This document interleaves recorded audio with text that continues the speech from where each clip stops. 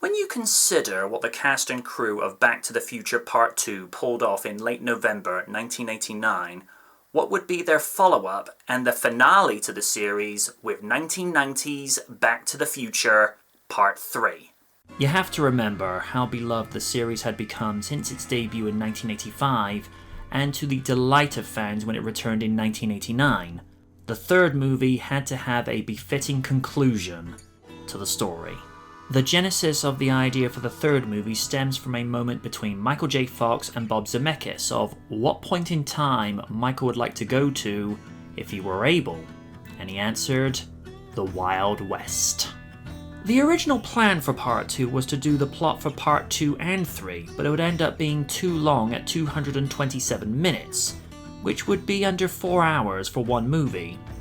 So, the plan changed to shooting both movies back to back, with Part 2 being released to audiences on November 22, 1989, and the third being released on May 25, 1990, just over a month before the 5th anniversary of the original that was out July 3, 1985.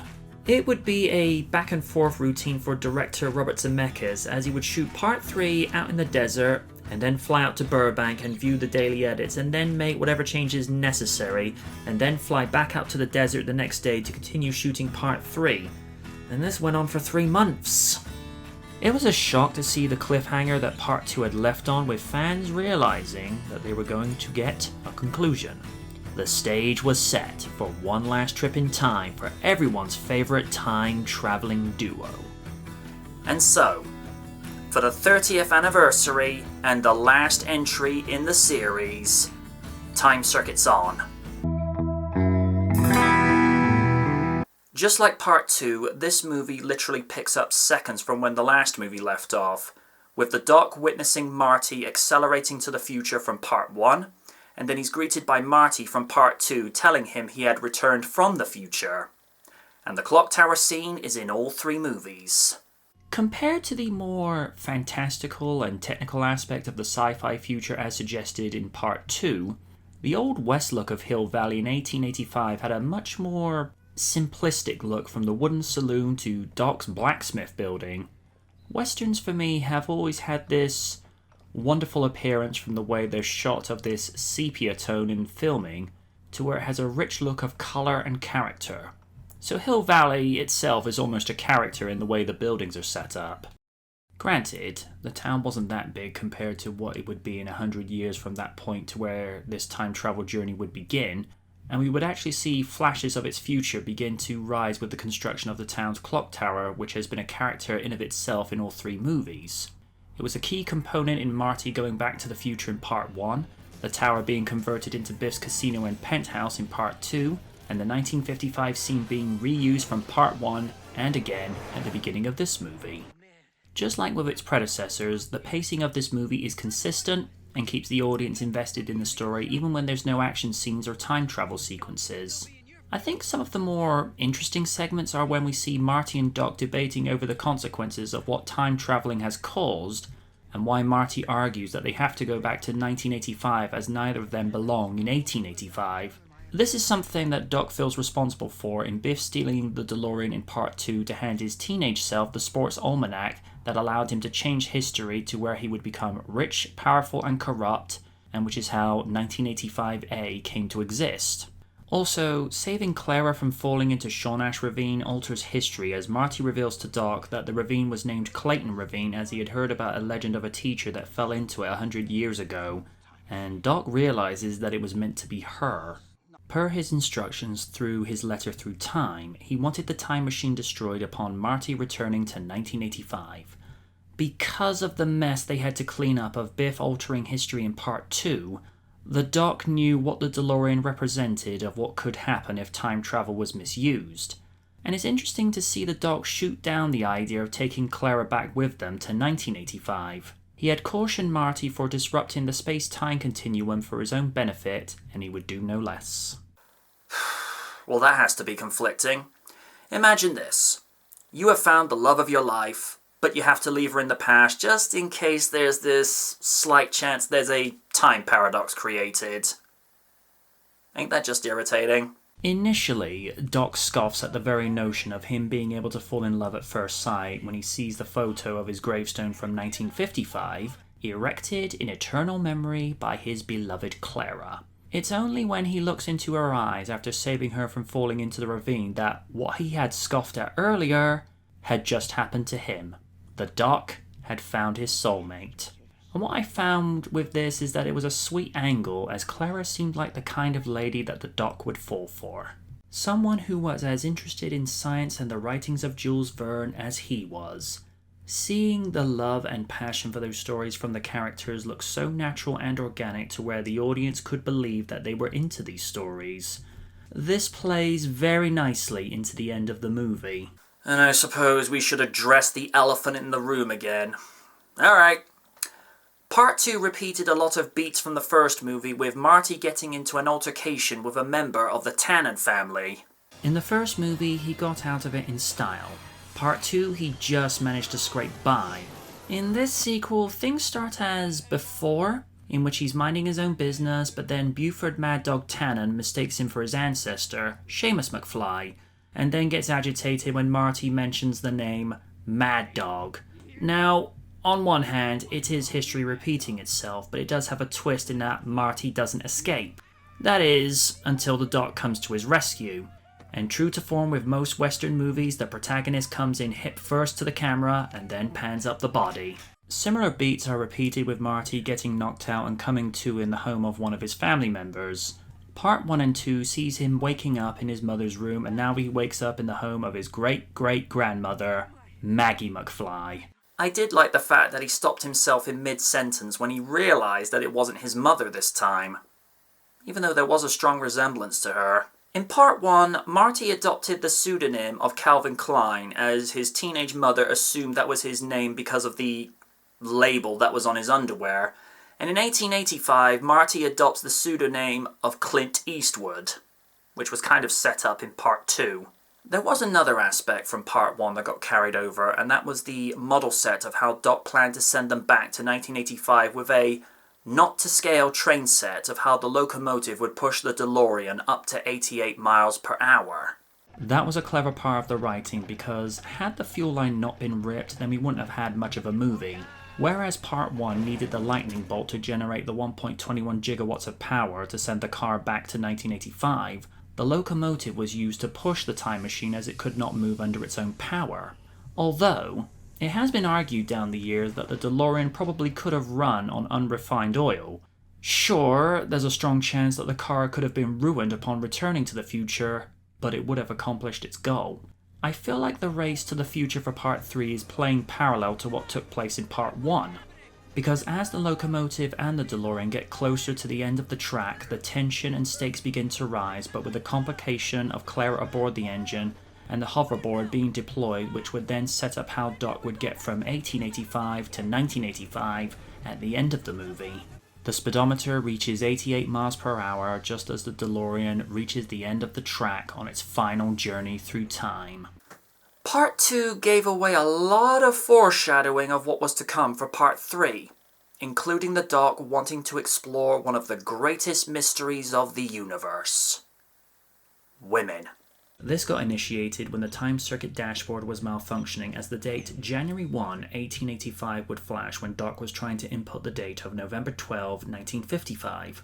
And I did like the subtle nod to Marty's accidental time travel in Part 1, where Doc inadvertently activated the time circuits as he pulled away in hover mode to pick Marty up from the school roof.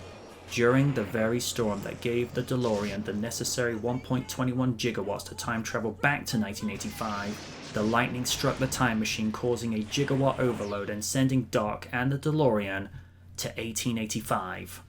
Even more details were laid out when a member of Western Union arrives just moments after the Doc disappears with a letter from September 1, 1885.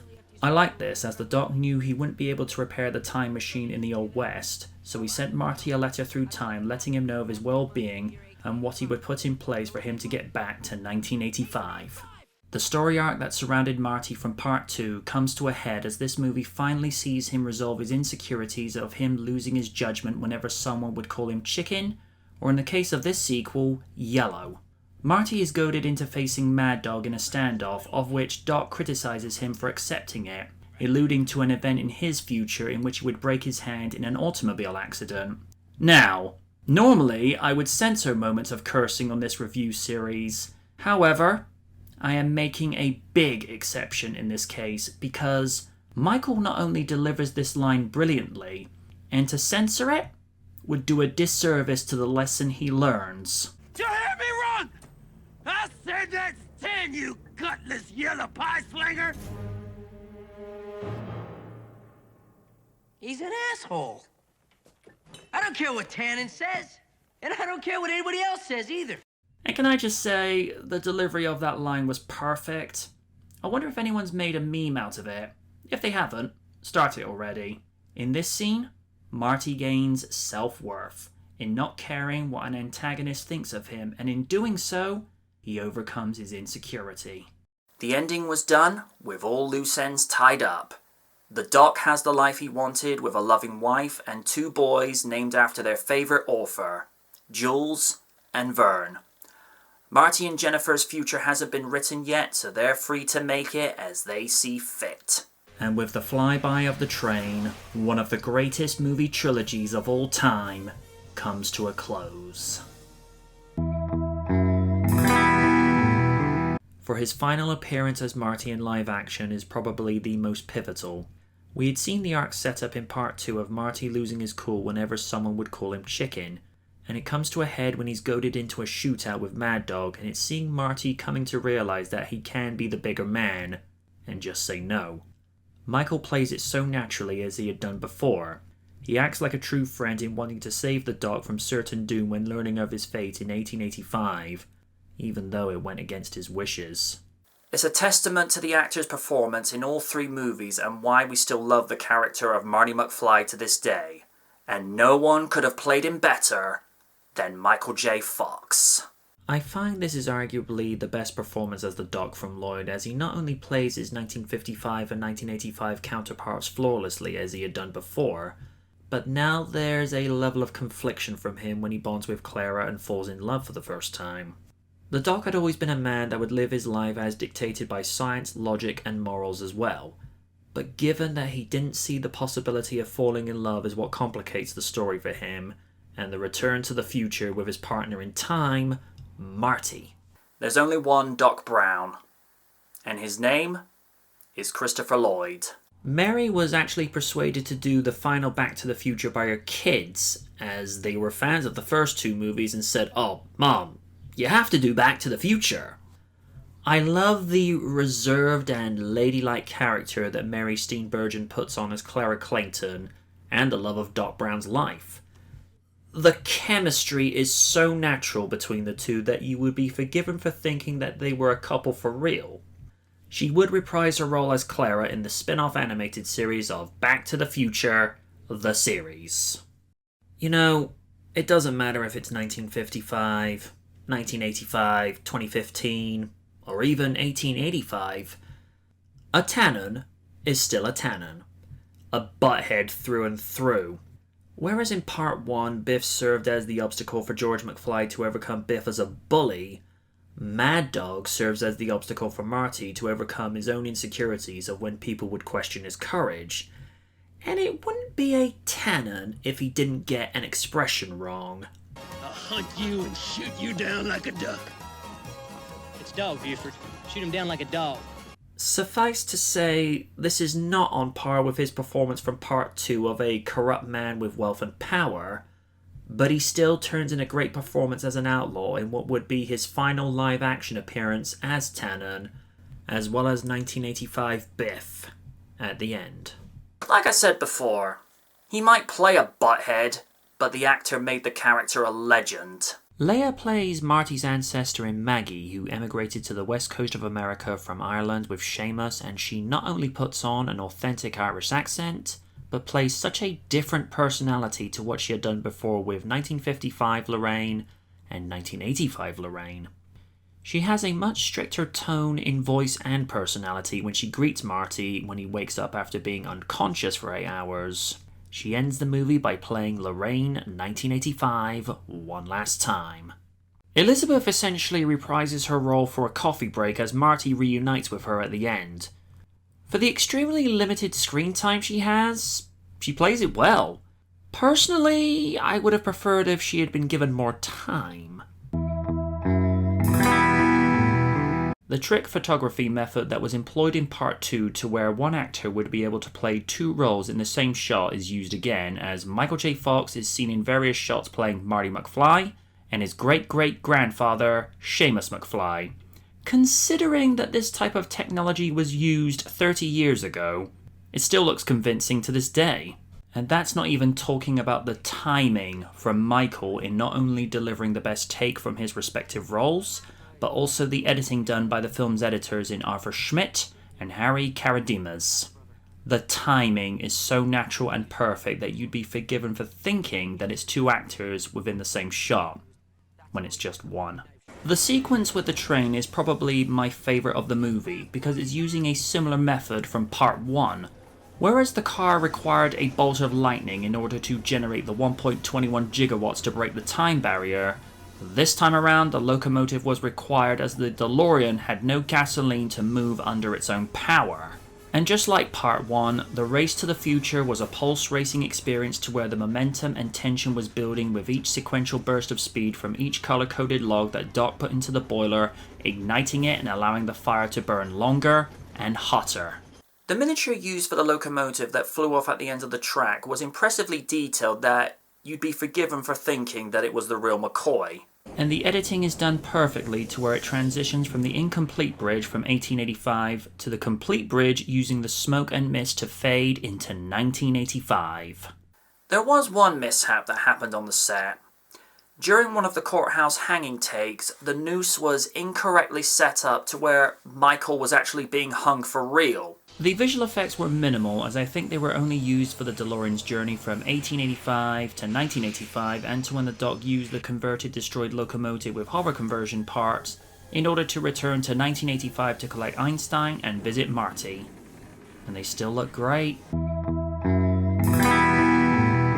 You know, we can say what we will with regards to how the writing of these sequels don't necessarily match the original, but the scores never faltered. Alan Silvestri is once again at the helm for composing duties along with many other movies he has done with Robert Zemeckis ever since he was hired for 1984's Romancing the Stone. What Silvestri brings to the score for this cinematic finale in the series is a much more string-based composition that helps distinguish itself from the first two movies that has a much more brass dramatic feel than what had been heard before.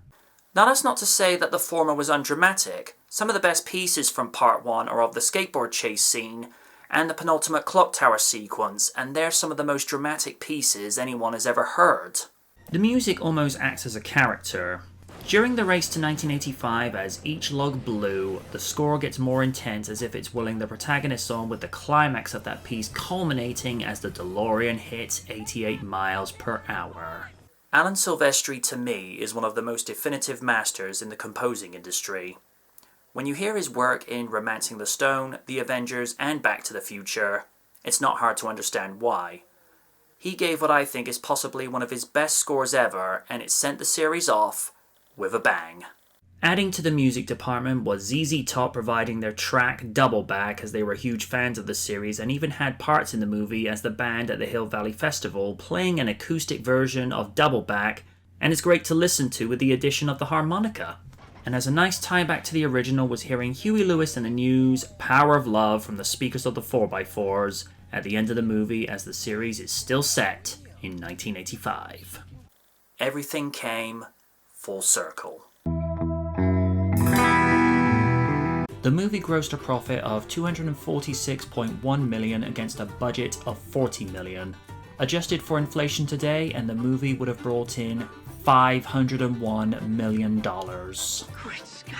Adding in Back to the Future's takings from 1985 of $389.1 million would be $949 million, along with Part 2's $335.9 million would be $716 million, and adding in Part 3's adjusted inflation would make $2 billion, for the movie series as a whole today. This is heavy. Many fans, writers, and studio executives have campaigned for years to have a reboot or a continuation of the series as they feel there is something that could be gained from another movie. Personally, as much as I would like to see another cinematic adventure with Marty and the Doc, I don't feel like there's any credible story that you could put together that would be true to the spirit of what was achieved with these 3 movies. Over the years, Robert Zemeckis and Bob Gale have defended their decision to end the movie series in 1990 when many have tried to sway them by saying that they could make a lot of money from more potential sequels, to which they replied, "We made a lot of money."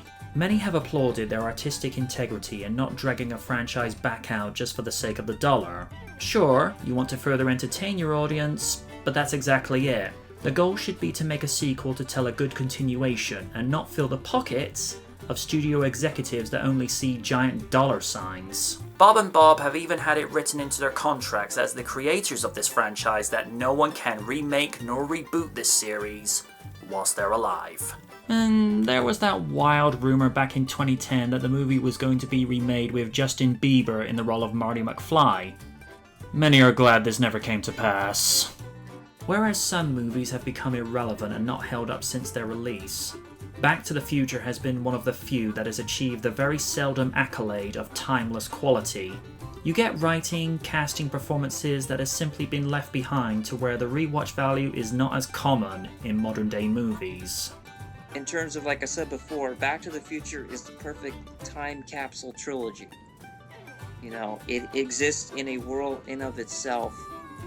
And in that sense, even though it's supposed to be about reality at the time it was made, or future realities, it's actually the perfect trilogy for escapism, which is something modern audiences desperately look for today. We're tired of seeing the same terrorist-driven Law and Order, CSI stuff. We want to go back. We want to get away because, unfortunately, most of the world is depressing right now. Yep. And so, when it comes to Back to the Future, it's a perfect escapism movie, and I think that's why it works. And I think that's why it'll work today, and it'll work 10 years from now. Because it does not exist in our modern world. It stands apart, and it's something that we can escape to and just enjoy for what it is. Some will say they've seen modern superhero movies a few times, whereas many will say they've lost count the amount of times they've rewatched the Back to the Future trilogy. It was made during a more innocent time where you didn't have movies that were made with much darker tones like that of Iron Man or Batman Begins. Most have said in a post 9/11 setting, the world has become a much darker place, and I think that's also true for movies. Whereas before you would have PG to PG-13 rating flicks that would have a lighter tone, when you look at movies from 2002 onwards, like the first Spider-Man or to 2006's Casino Royale, they definitely have a much grittier, realistic tone that might not have been used in, say, circa 1999. I think the legacy it leaves behind is that it's one of those very few trilogies that has touched and inspired many fans and movie makers, and in the case of Part 2, engineers and scientists that have wanted to create what Back to the Future did with the idealistic 2015 in Part 2, from the self-tying Nike Power Air Mags, to video conferencing, and to automated touchscreen menus. Unlike the Star Wars trilogy where George Lucas made unnecessary additions to them with bad CG for Jabba the Hutt, Back to the Future has never had that kind of unnecessary features added. The most it's had done is being digitally remastered for DVD and being upscaled to HD for its Blu-ray release for the 25th anniversary in 2010. And let's be fair, that's all it needs. The trilogy has perfect cinematography where visual effects were minimal and the effects that ILM provided have held up. Back to the Future Part 3 closes out one of the greatest cinematic adventures the world has ever known, and it will continue to move, inspire, and entertain many generations to come. I'm MJ Knight, and we rode the rails for one last time for Back to the Future.